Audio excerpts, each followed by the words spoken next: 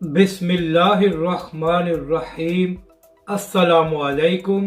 क्या अब तहरीक लब्बैक पाकिस्तान भी धरना देगी और अल्लामा साद हुसैन रिजवी मैदान में आएंगे?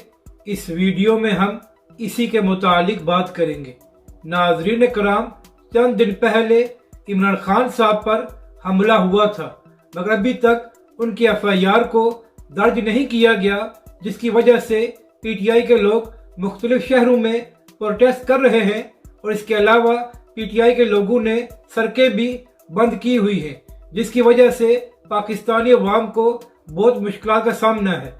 तो इसी को देखते हुए तहरीक लब्बैक के कारकुनान सोशल मीडिया पर यह सवाल उठा रहे हैं कि 16 अक्टूबर को हरिपुर हवेलिया में तहरीक लब्बैक पाकिस्तान के 4 कारकुनों को शहीद किया गया था और अभी तक तहरीक लब्बैक पाकिस्तान की FIR को दर्ज नहीं किया गया। तो जिस तरह PTI के लोगों ने सड़कें बंद की हुई हैं, तो क्या इसी तरह अब तहरीक लब्बैक के लोग भी मैदान में आए और खैबर पख्तूनख्वा में इमरान खान की हुकूमत के खिलाफ प्रोटेस्ट करें कि उन्होंने भी हमारी FIR को दर्ज नहीं किया?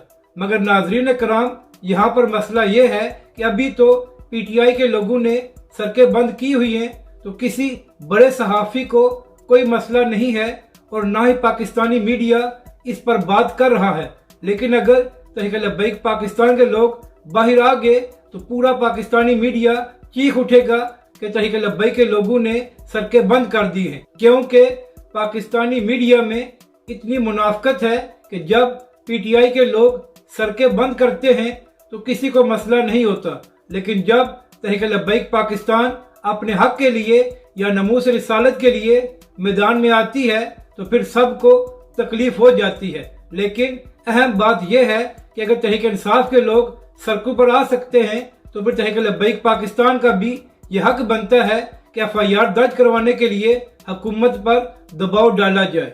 अपनी राय का जरूर इजहार करें कि आपको ये वीडियो कैसी लगी और हमारे इस चैनल को भी सब्सक्राइब करें।